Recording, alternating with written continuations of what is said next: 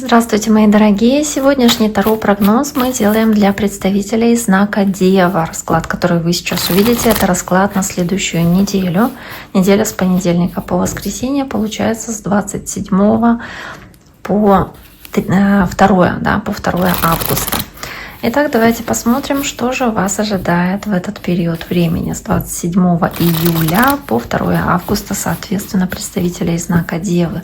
Я напомню, что расклад, который вы сейчас видите, он общий, он не персональный. Надеюсь, большинству из вас это видео подойдет, будет перекликаться с тем, что происходит в вашей жизни.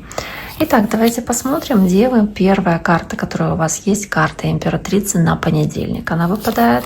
Хотя дни могут несколько смешиваться. Помним об этом, не забываем. На вторник шестерка кубков или шестерка чаш. Паж кубков на среду, на четверг карта десятка мечей. И на пятницу карта королева кубков, королева чаш. На субботу туз жезлов. И на воскресенье карта башня. Ну, давайте посмотрим.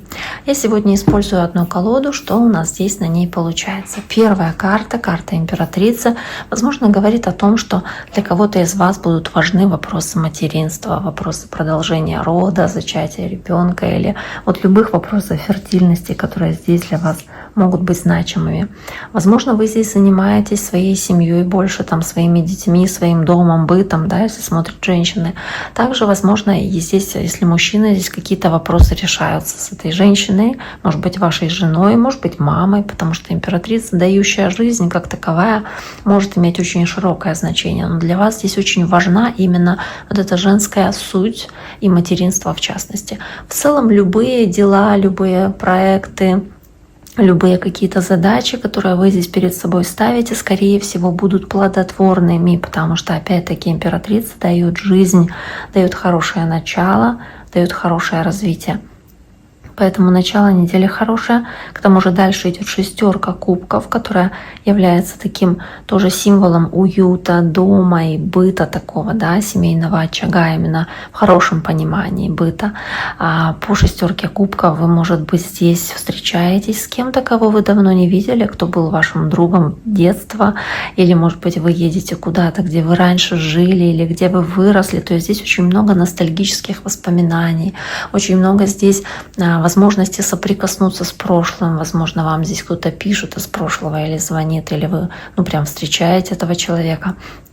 Если это не связано как-то с прошлым, то здесь просто вот речь о уюте семейном, уюте семейного очага. То есть вот о таких вот, собственно, вещах. Карта шестерка кубков. Следующая идет карта пажа кубков. Здесь такая девушка с мольбертом, она еще ничего не нарисовала, но паж кубков сам по себе, он сам по себе говорит, кубки — это чувство, эмоции, а вместе с пажом кубков это какие-то хорошие новости, хорошие сообщения, хорошие возможности, которые к вам здесь приходят, или хорошие шансы, которые вы можете использовать. То есть карта хорошая сама по себе, может быть, как-то это связано, возможность или шанс с человеком водного знака зодиака, то есть раки, рыбы или скорпионы. Может быть, вы какое-то предложение получаете от такого человека или какую-то новость о таком человеке. Следующая карта у вас десятка мечей. Десятка мечей как бы не самая позитивная, но она говорит о том, что да, в этот день могут быть какие-то неприятности, какой-то стресс, из которого вы, собственно, может быть, немножечко попереживаете, то есть что-то не так пошло, как вам хотелось бы. Возможно, что-то просто вот какая-то ситуация выбила вас из колеи или что-то далось очень тяжело в этот день. Но, скорее всего, вы с этой ситуацией справляетесь, потому что десятка, она последняя в числовых арканах. Если уж десятка выпадает, то, скорее всего, здесь речь о том, что в этот день эта ситуация и завершается. И королева кубков, которая идет в пятницу после уже четверга, говорит, что действительно, да, по королеве кубков вы излучаете много любви, энергии, вот такое вот позитивное внимание к окружающим, заботы как в отношении окружающих. И готовы любить, готовы принимать любовь по этой карте. Может быть, действительно общение с водным знаком какое-то есть, то есть раки, рыбы или скорпионы. Но и также королева кубков, она в целом про успех говорит. То есть вы настроены на успех, вы очень оптимистично здесь настроены и верите в лучшее, и сохраняете такой душевный покой, спокойствие и наполненность любовью, что у вас все получится. Карта туза жезлов, она в целом говорит о каких-то новых начинаниях, о возможности что-то новое начать. Это какие-то хорошие для вас возможности, которые будут вот здесь как будто бы как в начале пути, да, как у вас достаточно сил, чтобы это начать, нечто новое здесь, или какие-то перемены внести в свою жизнь, и вы прям горите какой-то идеей, что-то сделать, начать, что-то поменять, вот знаете, вот такое вот по тузу жезлов.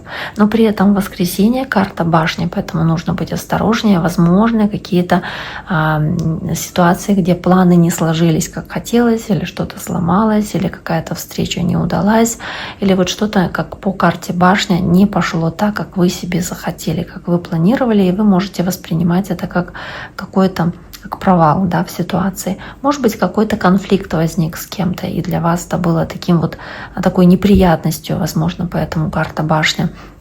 А для кого-то карта башни может выступать в роли прозрения и понимания каких-то вещей более глубоко, да, когда вдруг внезапно приходит озарение по поводу чего-то, и вы думаете, как же я раньше до этого не догадался, да, все ведь настолько просто. То есть, может быть, здесь ситуация связана с просто пониманием чего-то и озарением, которое позволяет, да, этому пониманию произойти.